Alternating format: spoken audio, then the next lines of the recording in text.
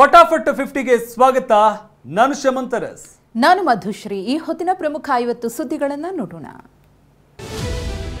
ಬಿಜೆಪಿಯವರು ದಿನವೂ ರಾಜ್ಯಪಾಲರಿಗೆ ಮನವಿ ಕೊಡ್ತಾ ಇರಲಿ, ದಿನವೂ ನನ್ನ ನೆನಪಿಸಿಕೊಳ್ತಾ ಇರಲಿ ಅಂತ ಡಿಸಿಎಂ ಡಿಕೆ ಟಾಂಗ್ ಕೊಟ್ಟಿದ್ದಾರೆ. ಬಿಜೆಪಿ ನಿಯೋಗದ ಜೊತೆ ಎಂಎಲ್ಸಿ ಸಿಟಿ ರವಿ ರಾಜಭವನಕ್ಕೆ ತೆರಳಿ ಮನವಿ ನೀಡಿದ್ದಕ್ಕೆ ಡಿಕೆ ಶಿವಕುಮಾರ್ ಈ ರೀತಿ ತಿರುಗೇಟು ಕೊಟ್ಟಿದ್ದಾರೆ.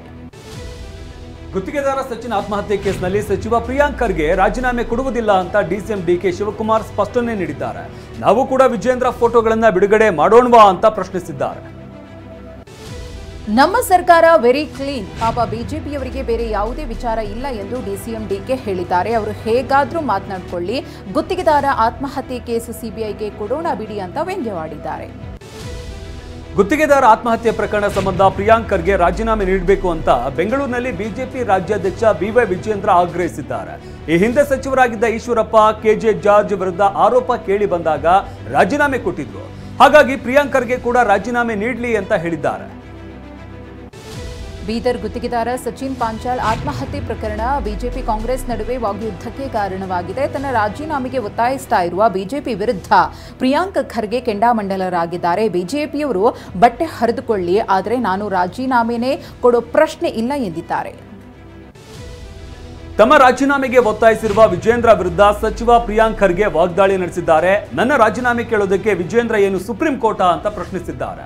ವಿಜೇಂದ್ರ ವಿರುದ್ಧ ಮನಿ ಲ್ಯಾಂಡರಿಂಗ್ ಕೇಸ್ ದಾಖಲಾಗಿದೆ, ಆದರೂ ವಿಜೇಂದ್ರ ಯಾಕೆ ರಾಜೀನಾಮೆ ಕೊಡ್ತಾ ಇಲ್ಲ ಅಂತ ಪ್ರಶ್ನಿಸಿದ್ದಾರೆ. ಗುತ್ತಿಗೆದಾರ ಸಚಿನ್ ಆತ್ಮಹತ್ಯೆ ಕೇಸನ್ನು ಸಿಬಿಐ ತನಿಖೆಗೆ ನೀಡಬೇಕೆಂದು ಬಿಜೆಪಿ ರಾಜ್ಯಾಧ್ಯಕ್ಷ ಬಿವೈ ವಿಜಯೇಂದ್ರ ಆಗ್ರಹಿಸಿದ್ದಾರೆ. ಬೆಂಗಳೂರಿನಲ್ಲಿ ಮಾತನಾಡಿದ ಅವರು, ಮೃತನ ಸಂಬಂಧಿಕರು ಕೂಡ ಸಿಬಿಐಗೆ ಒತ್ತಾಯಿಸಿದ್ದಾರೆ ಎಂದಿದ್ದಾರೆ. ಯಾವ ಕಾರಣಕ್ಕಾಗಿ ಸಚಿನ್ ಆತ್ಮಹತ್ಯೆ ಪ್ರಕರಣವನ್ನ ಸಿಬಿಐ ತನಿಖೆ ಮಾಡಬೇಕು? ಈಗ ಪ್ರಾಥಮಿಕ ತನಿಖೆಯಾಗಲಿ ಅಂತ ಬೆಂಗಳೂರಿನಲ್ಲಿ ವಿಜಯೇಂದ್ರಗೆ ಸಚಿವ ಪ್ರಿಯಾಂಕ್ ಖರ್ಗೆ ತಿರುಗೇಟು ಕೊಟ್ಟಿದ್ದಾರೆ. ಬಿಜೆಪಿಯವರು ಎಷ್ಟು ಕೇಸ್ಗಳನ್ನ ಸಿಬಿಐಗೆ ಕೊಟ್ಟಿದ್ದಾರೆ ಅದನ್ನು ಸ್ಪಷ್ಟಪಡಿಸಲಿ ಅಂತ ಸವಾಲು ಹಾಕಿದ್ದಾರೆ. ಸಚಿವ ಪ್ರಿಯಾಂಕ್, ಡಿಸಿಎಂ ಮತ್ತು ಸಿಎಂ ಜೊತೆಗೆ ಆರೋಪಿ ರಾಜು ಕಪನೂರ್ ಇರುವ ಫೋಟೋಗಳನ್ನು ಇವತ್ತು ಬಿಜೆಪಿ ರಾಜ್ಯಾಧ್ಯಕ್ಷ ಬಿವೈ ವಿಜಯೇಂದ್ರ ರಿಲೀಸ್ ಮಾಡಿದ್ದಾರೆ. ಇದಕ್ಕೆ ತಿರುಗೇಟು ಕೊಟ್ಟಿರುವ ಸಚಿವ ಪ್ರಿಯಾಂಕ್ ಖರ್ಗೆ ಬಿಜೆಪಿ ಮುಖಂಡ ಚಂದು ಪಾಟೀಲ್ ಜೊತೆ ರಾಜು ಕಪನೂರ್ ಫೋಟೋ ಬಿಡುಗಡೆಗೊಳಿಸಿದ್ದಾರೆ. ಗುತ್ತಿಗೆದಾರ ಸಚಿನ್ ಆತ್ಮಹತ್ಯೆ ಪ್ರಕರಣವನ್ನ ಅಸ್ತ್ರವಾಗಿಸಿಕೊಂಡಿರುವ ಬಿಜೆಪಿ ಜನವರಿ 4ಕ್ಕೆ ಕಲಬುರಗಿಯಲ್ಲಿ ಬೃಹತ್ ಪ್ರತಿಭಟನೆ ಹಮ್ಮಿಕೊಂಡಿದೆ. ಅವತ್ತು ಸಚಿವ ಪ್ರಿಯಾಂಕ್ ಖರ್ಗೆ ಮನೆಗೆ ಮುತ್ತಿಗೆ ಹಾಕ್ತೇವೆ ಅಂತ ಬೆಂಗಳೂರಿನಲ್ಲಿ ಬಿಜೆಪಿ ರಾಜ್ಯಾಧ್ಯಕ್ಷ ವಿಜೇಂದ್ರ ಹೇಳಿದ್ದಾರೆ. ತಮ್ಮ ಮನೆಗೆ ಬಿಜೆಪಿ ಮುತ್ತಿಗೆ ಹಾಕುವ ವಿಚಾರಕ್ಕೆ ಸಂಬಂಧಿಸಿದಂತೆ ಬೆಂಗಳೂರಿನಲ್ಲಿ ಮಾತನಾಡಿದ ಸಚಿವ ಪ್ರಿಯಾಂಕ್ ಖರ್ಗೆ, ಬರಲಿ, ಬೇಡ ಅಂದವರು ಯಾರು, ಮನೆಗೆ ಬಂದ್ರೆ ಟೀ ಕಾಫಿ ಕುಡಿದುಕೊಂಡು ಹೋಗ್ಲಿ ಅಂತ ವ್ಯಂಗ್ಯವಾಡಿದ್ದಾರೆ. ಪ್ರಿಯಾಂಕ್ ಖರ್ಗೆ ರಾಜೀನಾಮೆಗೆ ಪಟ್ಟು ಹಿಡಿದಿರುವ ಬಿಜೆಪಿ ಕಲಬುರಗಿಯ ಪ್ರಿಯಾಂಕ್ ಖರ್ಗೆ ನಿವಾಸಕ್ಕೆ ಮುತ್ತಿಗೆ ಹಾಕೋದಕ್ಕೆ ನಿರ್ಧರಿಸಿದೆ. ಆದರೆ ಈ ಬಗ್ಗೆ ಪ್ರತಿಕ್ರಿಯಿಸಿರುವ ಪ್ರಿಯಾಂಕ್, ಮುತ್ತಿಗೆಗೆ ಎಷ್ಟು ಜನ ಬರ್ತೀರಿ ಅಂತ ಮೊದಲೇ ಹೇಳಬೇಕು, ಇಲ್ದಿದ್ರೆ ನೀರು ಕೊಟ್ಟಿಲ್ಲ ಅಂತ ಪ್ರತಿಭಟಿಸ್ತೀರಾ ಅಂತ ಕಾಲೆಳೆದಿದ್ದಾರೆ. ಹೊಸ ವರ್ಷಕ್ಕೆ ಬಿಜೆಪಿಯವರಿಗೆ ಒಳ್ಳೆಯ ಬುದ್ಧಿಯನ್ನ ಕೊಡ್ಲಿ ಎಂದು ನವಲಗುಂದ ಶಾಸಕ ಎನ್ಎಚ್ ಕೋನಾರೆಡ್ಡಿ ಹೇಳಿದ್ದಾರೆ. ಪ್ರಿಯಾಂಕ್ ರಾಜೀನಾಮೆಗೆ ಬಿಜೆಪಿಗರ ಒತ್ತಾಯದ ಬಗ್ಗೆ ಪ್ರತಿಕ್ರಿಯೆ ಕೊಟ್ಟ ಅವರು, ರಾಜೀನಾಮೆ ಕೇಳುವುದು ಬಿಜೆಪಿಯವರ ಚಾಳಿಯಾಗಿದೆ, ಇದೇ ರೀತಿ ಮಾಡಿ ಅಧಿವೇಶನ ಹಾಳು ಮಾಡಿದ್ರು ಅಂತ ವಾಗ್ದಾಳಿ ನಡೆಸಿದ್ದಾರೆ. ಬೀದರ್ನಲ್ಲಿ ಗುತ್ತಿಗೆದಾರ ಸಚಿನ್ ಆತ್ಮಹತ್ಯೆ ಕೇಸ್ಗೆ ಸಂಬಂಧಪಟ್ಟಂತೆ ಡಿಸೆಂಬರ್ 27ರಂದೇ ಸಿಎಂ ಸಿದ್ದರಾಮಯ್ಯ ಗೃಹ ಸಚಿವರಿಗೆ ಪತ್ರ ಬರೆದಿದ್ದ ಸಚಿವ ಪ್ರಿಯಾಂಕ್ ಖರ್ಗೆ ಸತ್ಯಾಂಶ ತಿಳಿಯೋದಕ್ಕೆ ಸಿಐಡಿ ತನಿಖೆಗೆ ನೀಡುವಂತೆ ಮನವಿ ಮಾಡಿದ್ರು. ನಿನ್ನೆ ಸಿಎಂ ಕೂಡ ಭೇಟಿಯಾಗಿದ್ರು ಪ್ರಿಯಾಂಕ್ ಖರ್ಗೆ. ಗುತ್ತಿಗೆದಾರ ಆತ್ಮಹತ್ಯೆ ಕೇಸ್ಗೆ ಆರೋಪಿ ರಾಜು ಕಪನೂರ್ ಸೋದರ ಪ್ರಕಾಶ್ ಕಪನೂರ್ ಟ್ವಿಸ್ಟ್ ಕೊಟ್ಟಿದ್ದಾರೆ. ಇಎಂಜಿ ಹಣ ಕಟ್ಟಲು 60 ಲಕ್ಷ ಹಣವನ್ನ ನಮ್ಮಿಂದಲೇ ಸಚಿನ್ ತನ್ನ ಬ್ಯಾಂಕ್ ಖಾತೆಗೆ ಹಾಕಿಸಿಕೊಂಡಿದ್ದ. ಮೃತ ಸಚಿನ್ ಆರೋಪ ಸುಳ್ಳು ಅಂತ ಹೇಳಿರುವ ಪ್ರಕಾಶ್ ಕಲಬುರಗಿಯಲ್ಲಿ ಈ ಬಗ್ಗೆ ದಾಖಲೆಯನ್ನು ಬಿಡುಗಡೆ ಮಾಡಿದ್ದಾರೆ. ಸಚಿವೆ ಲಕ್ಷ್ಮೀ ಹೆಬ್ಬಾಳ್ಕರ್ ವಿರುದ್ಧ ಅಶ್ಲೀಲ ಪದ ಬಳಕೆ ಆರೋಪದ ಹಿನ್ನೆಲೆ ಇವತ್ತು ಎಂಎಲ್ಸಿ ಸಿಟಿ ರವಿ ರಾಜ್ಯಪಾಲರನ್ನ ಭೇಟಿಯಾಗಿದ್ದಾರೆ. ರಾಜಭವನಕ್ಕೆ ಆಗಮಿಸಿದ ಸಿಟಿ ರವಿ ಡಿಸೆಂಬರ್ 19ರಂದು ಸುವರ್ಣಸೌಧದಲ್ಲಿ ನಡೆದ ಅಧಿವೇಶನದ ವೇಳೆ ಪರಿಷತ್ನಲ್ಲಿ ನಡೆದ ಗಲಾಟೆಯ ಮಾಹಿತಿಯನ್ನ ರಾಜ್ಯಪಾಲರಿಗೆ ನೀಡಿದ್ದಾರೆ. ಬೆಳಗಾವಿಯಲ್ಲಿ ಅಧಿವೇಶನದ ವೇಳೆ ಬಂಧನ ಹೈಡ್ರಾಮಾ ಕುರಿತಂತೆ ರಾಜ್ಯಪಾಲರಿಗೆ ಬಿಜೆಪಿ ಎಂಎಲ್ಸಿ ಸಿಟಿ ರವಿ 8 ಪುಟಗಳ ದೂರು ಕೊಟ್ಟಿದ್ದಾರೆ. ಡಿಸೆಂಬರ್ 19ರಂದು ರಾತ್ರಿ ತಮ್ಮ ಜೊತೆಗೆ ಪೊಲೀಸರು ವರ್ತಿಸಿರುವ ರೀತಿಗೆ ಡಿಜಿಪಿಯವರಿಂದ ಸ್ಪಷ್ಟನೆಯನ್ನ ಪಡೆದುಕೊಳ್ಳುವಂತೆ ಥಾವರ್ ಚಂದ್ ಗೆಹ್ಲೋಟ್ ಅವರಿಗೆ ದೂರಿನಲ್ಲಿ ಸಿಟಿ ರವಿ ಮನವಿ ಮಾಡಿಕೊಂಡಿದ್ದಾರೆ. ರಾಜ್ಯಪಾಲರ ಭೇಟಿಯ ಬಳಿಕ ಮಾತನಾಡಿದ ಸಿಟಿ ರವಿ, ಕಾಂಗ್ರೆಸ್ ಸರ್ಕಾರದ ವಿರುದ್ಧ ವಾಗ್ದಾಳಿ ನಡೆಸಿದ್ದಾರೆ. ನನ್ನ ಎನ್ಕೌಂಟರ್ ಮಾಡುವ ಪ್ರಯತ್ನ ನಡೆಯಿತು. ನನ್ನ ಕಬ್ಬಿನ ಗದ್ದೆ ಜಲ್ಲಿ ಕ್ರಷರ್ಗೆ ಕರೆದೊಯ್ದ್ರು. ಆದ್ರೆ ಇನ್ನೂ ಕೂಡ ಗೂಂಡಾಗಳ ಬಂಧನ ಆಗಿಲ್ಲ. ಎಲ್ಲ ವಿವರಗಳನ್ನ ರಾಜ್ಯಪಾಲರಿಗೆ ಕೊಟ್ಟಿದ್ದೇವೆ ಅಂತ ಹೇಳಿದ್ದಾರೆ. ಮಹಜರಿಗೆ ಪೊಲೀಸ್ ಮಹಾನಿರ್ದೇಶಕರು ಅನುಮತಿ ಕೇಳಿದ್ದಾರೆ. ಆದರೆ ಅನುಮತಿ ಕೊಟ್ಟಿಲ್ಲ. ಸ್ಥಳ ಮಹಜರು ಹೇಗೆ ಮಾಡ್ತಾರೆ ಅನ್ನೋದನ್ನ ನಮಗೆ ತಿಳಿಸಬೇಕು. ಆಮೇಲೆ ಅನುಮತಿ ಕೊಡುವ ಬಗ್ಗೆ ನಿರ್ಧಾರ ಕೈಗೊಳ್ತೇವೆ ಅಂತ ಪರಿಷತ್ ಸಭಾಪತಿ ಬಸವರಾಜ ಹೊರಟ್ಟಿ ಹೇಳಿದ್ದಾರೆ. ಅಂಬೇಡ್ಕರ್ ಕುರಿತು ಅಮಿತ್ ಶಾ ನೀಡಿದ ವಿವಾದಾತ್ಮಕ ಹೇಳಿಕೆಯನ್ನು ಖಂಡಿಸಿ ಇವತ್ತು ಬಳ್ಳಾರಿಯ ಕಂಪ್ಲಿ ಪಟ್ಟಣ ಸಂಪೂರ್ಣ ಬಂದ್ ಆಗಿದೆ. ವಿವಿಧ ಸಂಘಟನೆಗಳ ನೇತೃತ್ವದಲ್ಲಿ ಬಂದ್ ನಡೆಸಲಾಗಿದ್ದು, ಬೆಳಗ್ಗೆಯಿಂದಲೇ ಅಂಗಡಿ ಮುಂಗಟ್ಟುಗಳು ಬಂದ್ ಆಗಿವೆ. ಬಸ್ ಹಾಗೂ ಆಟೋ ಸಂಚಾರವು ಸ್ಥಗಿತವಾಗಿದ್ದು, ವ್ಯಾಪಾರಿ ಸಂಘಟನೆಗಳು ಸಹಿತ ಬಂದ್ಗೆ ಸಂಪೂರ್ಣ ಬೆಂಬಲ ದೊರಕಿದೆ. ಕೆಐಎಡಿಬಿಗೆ ಭೂಸ್ವಾಧೀನ ಪ್ರಕ್ರಿಯೆ ಖಂಡಿಸಿ ಬೆಂಗಳೂರಿನ ದೇವನಹಳ್ಳಿಯ ಚನ್ನರಾಯಪಟ್ಟಣದಲ್ಲಿ ರೈತರು ಬೃಹತ್ ಪ್ರತಿಭಟನೆ ನಡೆಸಿದ್ದಾರೆ. ಅನಿರ್ದಿಷ್ಟಾವಧಿ ಪ್ರತಿಭಟನೆ 1000 ದಿನಗಳನ್ನು ಪೂರೈಸಿರುವ ಹಿನ್ನೆಲೆ ಬೃಹತ್ ಪ್ರತಿಭಟನೆ ನಡೆಸಲಾಗಿದೆ. ಬಹುಭಾಷಾ ನಟ ಪ್ರಕಾಶ್ ರೈ ಪ್ರತಿಭಟನೆಯಲ್ಲಿ ಭಾಗಿಯಾಗಿದ್ದಾರೆ. ಹೊಸ ವರ್ಷ ಆಚರಣೆ ವೇಳೆ ಆಗಾಗ್ಗೆ ಅಹಿತಕರ ಘಟನೆಗಳು ನಡೀತಾ ಇರುತ್ತವೆ. ಹೀಗಾಗಿನೇ ಎಚ್ಚರಿಕೆಯಿಂದ ನ್ಯೂ ಇಯರ್ ಆಚರಿಸಬೇಕು ಅಂತ ಗೃಹ ಸಚಿವ ಪರಮೇಶ್ವರ್ ಸೂಚಿಸಿದ್ದಾರೆ.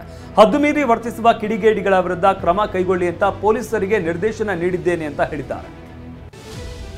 ಡಿಸೆಂಬರ್ 31ರ ಸಂಜೆ 6ರಿಂದ ಜನವರಿ 1ರ ಬೆಳಗ್ಗೆ 6 ಗಂಟೆಯವರೆಗೆ ಚಿಕ್ಕಮಗಳೂರು ಜಿಲ್ಲೆಯ ಪ್ರವಾಸಿ ತಾಣಗಳಿಗೆ ನಿರ್ಬಂಧವನ್ನು ವಿಧಿಸಲಾಗಿದೆ.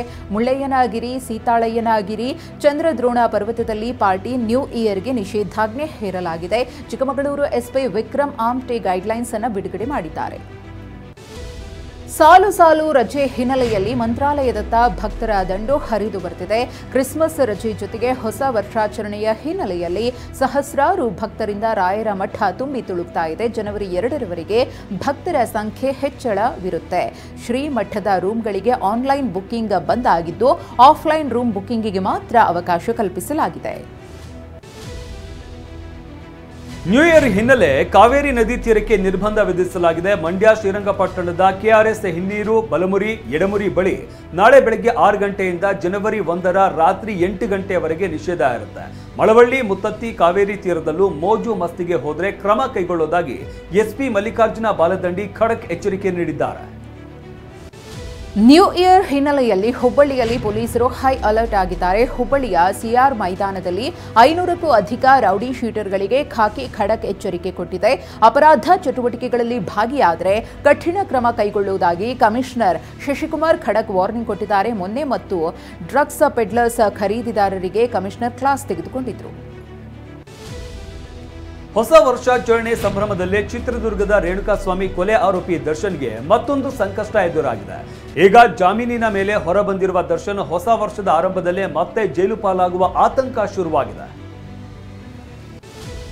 ದರ್ಶನ್ ಜಾಮೀನು ರದ್ದು ಕೋರಿ ಸುಪ್ರೀಂ ಕೋರ್ಟ್ಗೆ ಮೇಲ್ಮನವಿ ಸಲ್ಲಿಸಲು ಪೊಲೀಸರು ಸಿದ್ಧತೆ ನಡೆಸುತ್ತಿದ್ದಾರೆ. ಈಗಾಗಲೇ ಬೆಂಗಳೂರು ಪೊಲೀಸರಿಗೆ ಗೃಹ ಇಲಾಖೆಯಿಂದ ಮೇಲ್ಮನವಿ ಸಲ್ಲಿಸಲು ಗ್ರೀನ್ ಸಿಗ್ನಲ್ ಕೂಡ ಸಿಕ್ಕಿದೆ.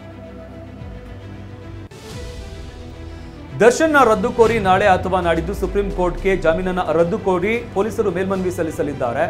ಮೆರಿಟ್ಸ್ ಆಫ್ ದಿ ಕೇಸ್ ಮೇಲೆ ದರ್ಶನ್ ಸೇರಿ ಎಲ್ಲ ಆರೋಪಿಗಳ ಜಾಮೀನು ರದ್ದು ಮಾಡೋದಕ್ಕೆ ಮನವಿ ಮಾಡಲಿದ್ದಾರೆ. ಈಗಾಗಲೇ ಕೇಸ್ ಫೈಲ್ ಮತ್ತು ಚಾರ್ಜ್ ಶೀಟ್ನ ಇಂಗ್ಲಿಷ್ಗೆ ತರ್ಜುಮೆ ಮಾಡಿದ್ದಾರೆ. ಕೊಲೆ ಆರೋಪಿ ಪವಿತ್ರ ಗೌಡಗೂ ಸಂಕಷ್ಟ ಎದುರಾಗಲಿದೆ. 7 ಆರೋಪಿಗಳಿಗೆ ಬೇಲ್ ನೀಡಿ ಡಿಸೆಂಬರ್ 13ರಂದು ಹೈಕೋರ್ಟ್ ಆದೇಶವನ್ನು ಕೊಟ್ಟಿತ್ತು. ಇದನ್ನು ಪ್ರಶ್ನೆ ಮಾಡಿ ಸುಪ್ರೀಂಗೆ ಮೇಲ್ಮನವಿ ಸಲ್ಲಿಸಲಾಗುತ್ತಿದೆ. ಸುಪ್ರೀಂ ಆನ್ ರೆಕಾರ್ಡ್ ವಕೀಲರಾಗಿ ಅನಿಲ್ ನಿಶಾನಿ, ಸೀನಿಯರ್ ಕೌನ್ಸಿಲ್ ಆಗಿ ಸಿದ್ಧಾರ್ಥ ಲೂತ್ರಾ ನೇಮಕ ಮಾಡಿ ರಾಜ್ಯ ಸರ್ಕಾರ ಆದೇಶಿಸಿದೆ. ಚಿತ್ರದುರ್ಗದ ರೇಣುಕಾಸ್ವಾಮಿ ಕೊಲೆ ಆರೋಪಿಗಳಾದ ದರ್ಶನ್, ಪವಿತ್ರಗೌಡ, ಲಕ್ಷ್ಮಣ್, ಪ್ರದೋಷ್, ನಾಗರಾಜು, ಅನುಕುಮಾರ್ ಮತ್ತು ಜಗದೀಶ್ಗೆ ಜಾಮೀನು ನೀಡಿ ಹೈಕೋರ್ಟ್ ಏಕಸದಸ್ಯ ಪೀಠ ಆದೇಶಿಸಿತ್ತು. ಡಿಸೆಂಬರ್ 13ರಂದು ಕೋರ್ಟ್ ತೀರ್ಪನ್ನು ನೀಡಿತ್ತು. ಮೆಲ್ಬೋರ್ನ್ನಲ್ಲಿ ಆಸ್ಟ್ರೇಲಿಯಾ ವಿರುದ್ಧದ 4ನೇ ಟೆಸ್ಟ್ ಪಂದ್ಯದಲ್ಲಿ ಭಾರತ 184 ರನ್ಗಳಿಂದ ಸೋಲು ಕಂಡಿದೆ.